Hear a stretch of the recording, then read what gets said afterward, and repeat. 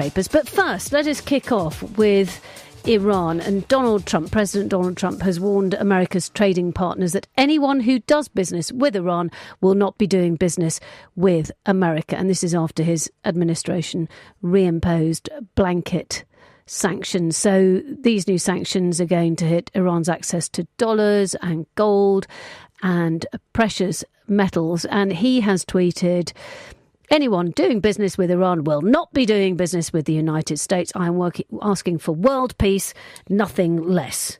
Well, Dr. Alan Mendoza is the Executive Director at the Henry Jackson Society. Good afternoon to you.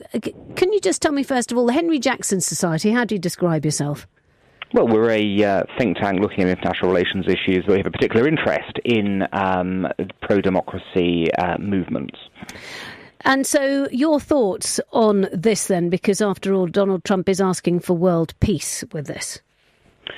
Well, he is asking for world peace, and what's quite clear is that the Iranian regime is one of the prime elements against world peace right now. If you look at what Iran is doing within its own region, where it has destabilized its neighborhood through its interference in Lebanon and Syria and Yemen, where it is engaged in supporting terrorism, it is clear that it is a danger to peace. And what Donald Trump is saying is that the failed nuclear deal needed to be torn up, which we can, I presume, we'll be discussing in a moment, but also that the way to force compliance in Iran and to engender change is to put the economic sanctions onto the country. And that is indeed why he has done so. Yeah, so if we actually talk about what it means, and specifically what it means to us, so the EU exported more than 10.8 billion euros worth of goods to Iran. This is mainly machinery and transport equipment, that sort of thing, isn't it? Yes, that's correct, yes. And what about Britain? Well, Britain has been trying to secure trade links with Iran since the Iran deal. There's no question there's been a push. But I think there's been an interesting reticence among some British companies to plunge straight in. Certainly, friends who work in trade promotion bodies have told me that there's been a wariness around the whole notion of doing trade with Iran on the basis that they always felt that it might be likely that the sanctions would be reimposed. And the key thing to all of this is, as you highlighted at the top of your story, is that it's secondary American sanctions that count here. The Americans have a system where it's not only sanctions on the country that are imposed, but also anyone who breaks U.S. sanctions and trades with that country will then be boycotted by the U.S., essentially, and sanctioned by the U.S.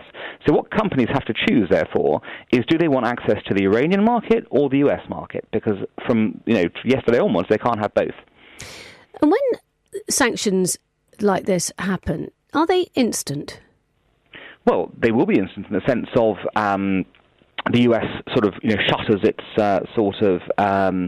in its case trading gold, precious metals, banknotes, issues towards the currency, graphite, aluminium, steel, coal, software. It shuts that off, and then it will have a process where it tells the Europeans, look, this is happening now. If you don't change things, and don't forget it was trailed already. I mean, he's trailed this for some time. There's been a sort of adjustment movement, and there'll be a second round of sanctions in November, which will be even more sort of devastating when they hit the oil section, energy, shipping, those sort of areas. The point is that Europeans have been put on notice for some time. This is happening, and they're going to need to react as a result of it. Right, so when we talk about, for example, the German car maker Daimler said it was halting its business activities in Iran within hours of the sanctions taking effect. But, of course, there will be others who think, well, but I just need to get this next lot off, whatever they're doing, whatever they're selling them.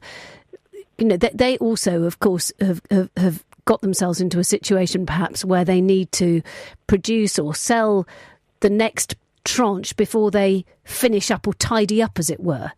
Well, if they do that, they will run the risk of being sanctioned by the US. And that is why you have seen some companies pull out of big deals. You've seen Boeing, Airbus pull out of massive aircraft deals. Total, the oil company, have pulled out because of the danger that they could be sanctioned. It doesn't mean they necessarily will be, but you can't take the risk if you're a company that depends on access to the US market. So if you were a small company, you might think it was worth it then? You might, but again, you run the risk of then being sanctioned by the US. And I dare say that unless you're set up specifically to trade with Iran, on your own, it's going to be problematic. And don't forget, again, the sanctions could bite you in different ways. You might not be able to travel to the US or things like that. So again, the message is quite clear. You can still trade with Iran if you want to. I mean, the US, cannot impose a blanket ban on anyone doing it. All they're saying is you run the risk of being barred access to the US market if you do that. Right. Thank you very much. I tell you what, if you just stay on the line, because I've got Jonathan Davis, who's an economist and wealth advisor.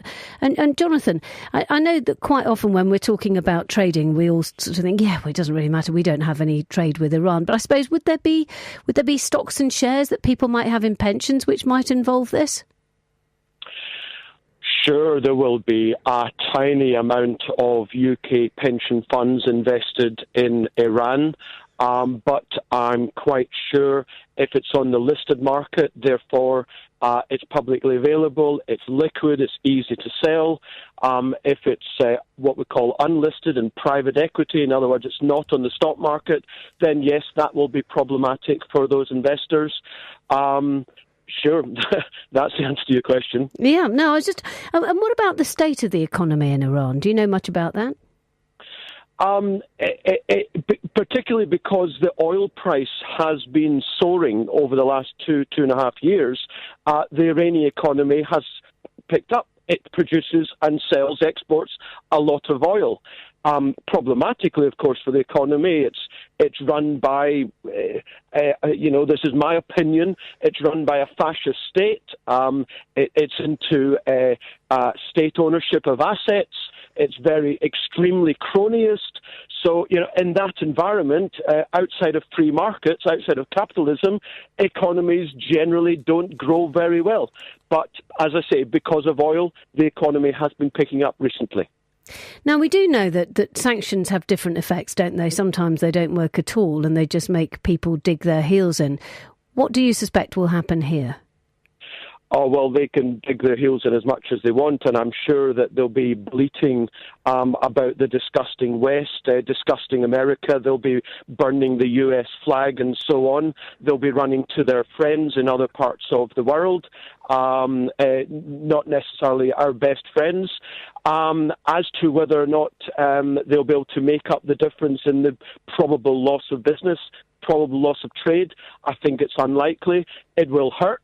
Of course, most problematically about this kind of thing, although, it's a means to an end, unfortunately, in the shorter term, the people who are hit hardest are the normal people. The elite always sail through this kind of thing.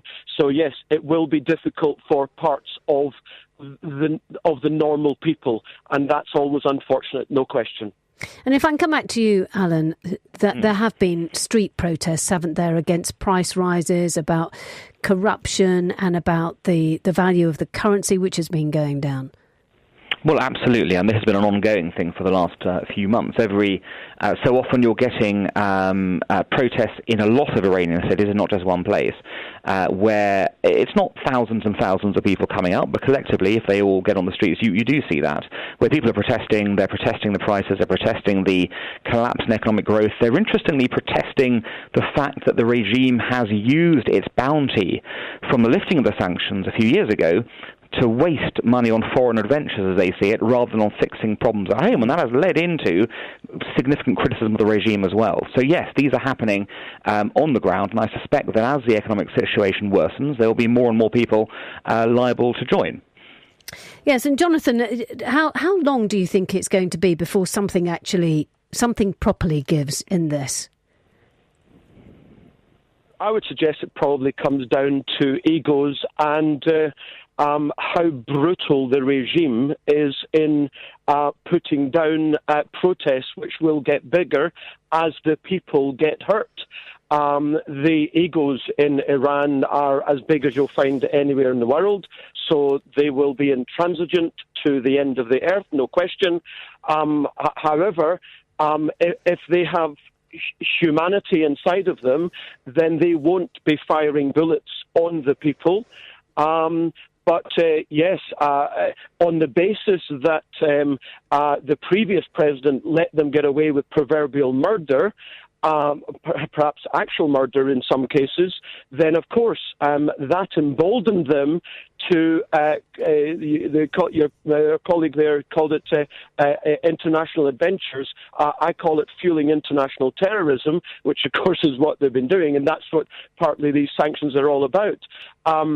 Let's hope that they come to their senses, and that if they want to keep their country together, then they're going to just have to give in, stop fueling terrorism. As to whether that's going to happen within months or if it takes years, well, I think a lot of that is going to come down to how deep are their financial reserves, and specifically how long the price of oil continues to rise. Because that is, I imagine, that's their largest income producer. And as it happens, fortunately or unfortunately, depending on your point. Well, unfortunately, we shall never find out what the most important thing was, unless we can quickly get Jonathan back. But I think that's no. I've been told we've definitely gone. That's Jonathan gone. Oh, I thought I'm still here, no? Oh, there we go. No. Yeah, what was the most important thing, Jonathan? Because we were all waiting and then all of a sudden it sounded like you'd been taken out by a snowball. My goodness, wouldn't that be lovely in this weather? No, tell us what the most important thing is. It must have been aliens. I can't, because I don't recall it. Oil is on a rising trend. It's their biggest income producer. It's going to keep the regime in place. Let's hope that they're not brutal and they start firing bullets at their people who are protesting because they're starving. Let's just hope. It could last, because of the previous president basically getting away with proverbial or actual murder. Yeah. It could last a long time, and indeed it potentially could, because the oil appears to be on a rising trend. Okay. So they've got, unfortunately, an economic buffer, even given these sanctions. That's unfortunately the case. Jonathan, thank you very much. That's Jonathan Davis, economist and wealth advisor. And thank you very much to Dr. Alan Mendoza, who's Executive Director at the Henry Jackson Society. And the time is 17 minutes past 4. Here's your travel news.